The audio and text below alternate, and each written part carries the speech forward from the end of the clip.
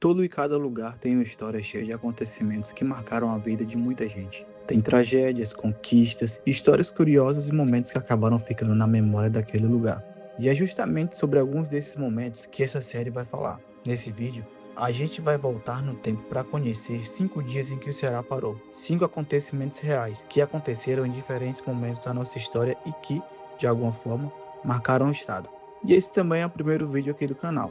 Então, se você gosta de história, curiosidades e de conhecer um pouco mais sobre o Ceará e o Brasil, já se inscreve, deixa o like e compartilha o vídeo. Isso vai me ajudar bastante aqui no começo. E se você é de outro estado e tem alguma história que acha que merece aparecer aqui, pode deixar a sugestão nos comentários. A ideia é começar pelo Ceará, mas aos poucos levar esse projeto para outros estados do Brasil também. Agora, vamos começar. Esses são os 5 dias em que o Ceará parou.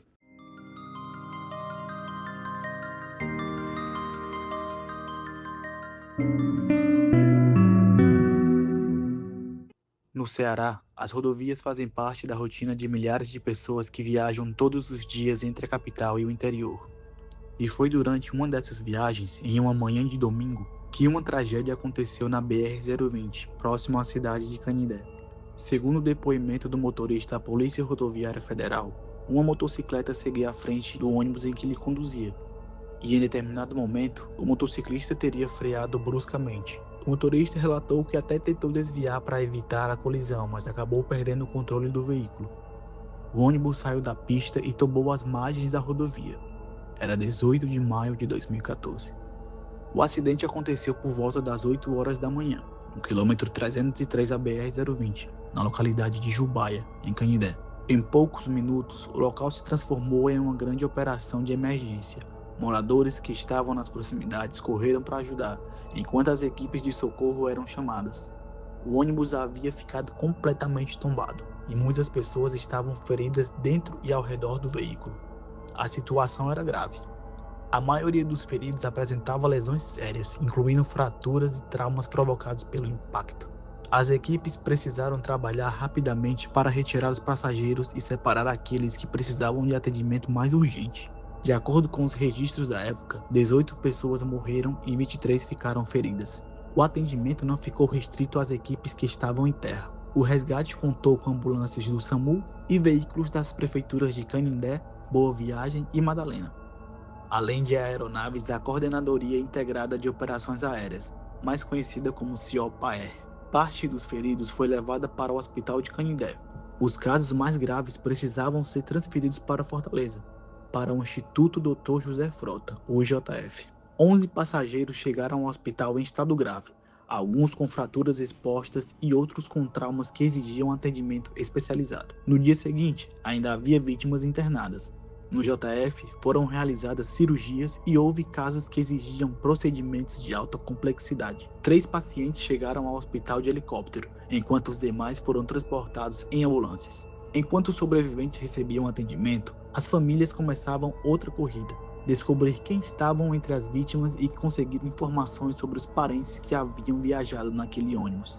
A identificação também foi difícil. A gravidade dos ferimentos tornou o reconhecimento de algumas vítimas complicado, e parte dos corpos precisou ser encaminhadas para Fortaleza a fim de realizar exames de DNA. A tragédia continuou repercutindo nos dias seguintes. O acidente de 18 de maio de 2014 entrou para a história recente do Ceará como uma das tragédias rodoviárias mais graves daquela época.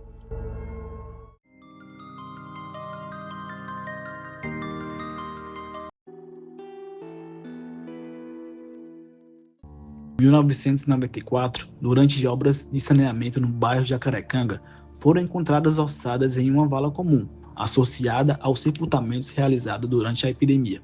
Esse dia ficou conhecido oficialmente e marcado como o Dia dos Mil Mortos.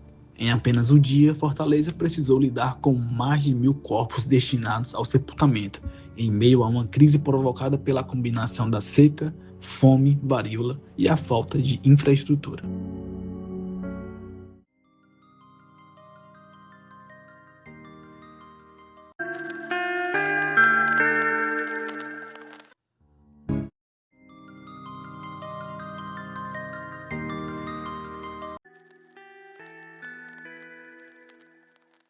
Quando alguém fala em terremoto, é comum pensar imediatamente no Japão, no Chile ou em outros lugares conhecidos por sofrer com grandes abalos sísmicos.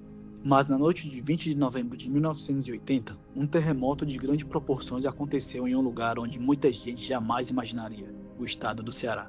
Pouco depois da meia-noite, o chão começou a tremer. O abalo durou apenas alguns segundos, mas foi forte o suficiente para assustar moradores de várias cidades e provocar danos em centenas de casas. O epicentro foi na localidade de Brito, no município de Cascavel, próximo à região de Chorozinho. Naquela época, Chorozinho ainda fazia parte de Pacajus como distrito. Por isso, o município acabou dando nome ao terremoto. Nas áreas mais próximas ao epicentro, a situação foi especialmente complicada.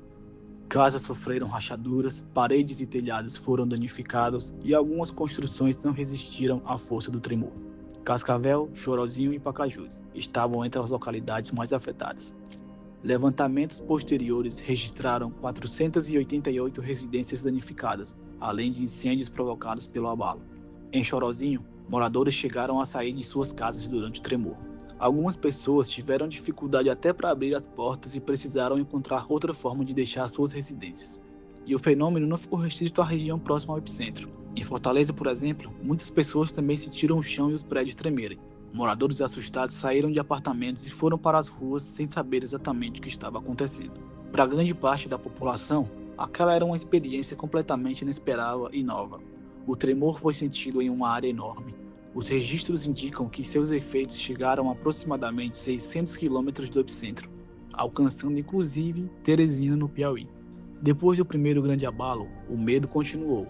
Moradores das regiões mais atingidas passaram a dormir fora de casa ou nos quintais, com receio de que outro tremor acontecesse durante a noite e provocasse novos danos.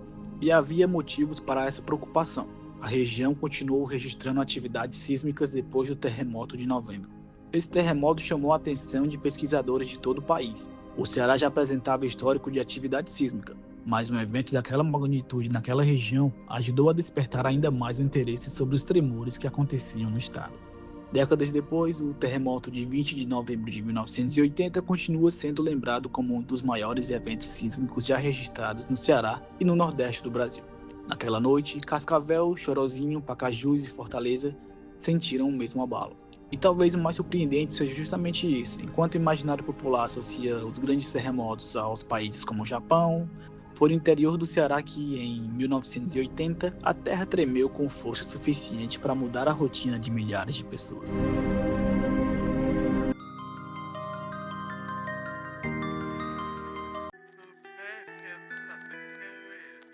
A escravidão no Brasil só foi oficialmente abolida em 13 de maio de 1888, quando a princesa Isabel assinou a Lei Áurea, documento que determinou o fim da escravidão em todo o território brasileiro.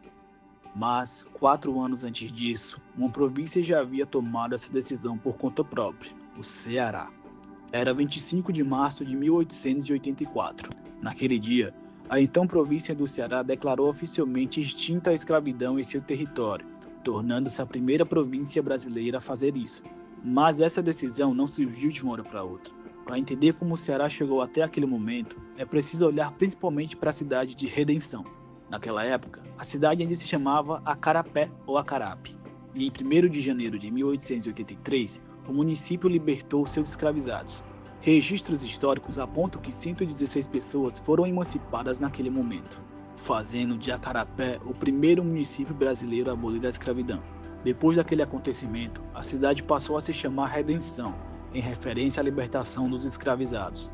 A campanha também ganhava força em Fortaleza. Em janeiro de 1881, os jangadeiros do porto da capital se recusaram a continuar transportando pessoas escravizadas para os navios que levariam para as outras províncias. A paralisação ficou conhecida como a Greve dos Jangadeiros. Um dos nomes mais lembrados desse movimento é Francisco José do Nascimento, o Dragão do Mar, que se tornou uma das principais figuras do abolicionismo cearense. Existe também outro nome que durante muito tempo recebeu muito menos destaque nessa história, a Preta Tia Simô. Enquanto o Dragão do Mar e os jangadeiros atuavam diretamente no porto, a Tia Simô também participava das mobilizações abolicionistas em Fortaleza, ajudando a fortalecer a luta pelo fim da escravidão. Sua participação é importante justamente porque mostra que o movimento não foi construído apenas por figuras que ficaram famosas em livros de história, Mulheres negras também estiveram envolvidas nessa mobilização, e Tia Simoa é uma dessas personagens que durante muito tempo ficaram esquecidas. Enquanto isso, em redenção, o processo de libertação já havia acontecido, e a mobilização continuava crescendo em diferentes partes da província. Sociedades abolicionistas, jornais, trabalhadores e outras pessoas passaram a defender publicamente o fim da escravidão. A pressão aumentava e o número de pessoas escravizadas no Ceará diminuía, até que chegou o 25 de março de 1884. Naquele dia, o presidente da província, Sátiro de Oliveira Dias, juntamente com a Assembleia Provincial, declarou oficialmente extinta a escravidão no Ceará. Se você chegou até o fim do vídeo, muito obrigado por assistir. Esse foi o primeiro vídeo aqui do canal, e eu espero que você tenha gostado de conhecer um pouco mais dessas histórias do Ceará. Se você tiver alguma sugestão de acontecimento ou de outro estado que você gostaria de ver por aqui, deixe nos comentários. Muito obrigado pela companhia e até o próximo vídeo.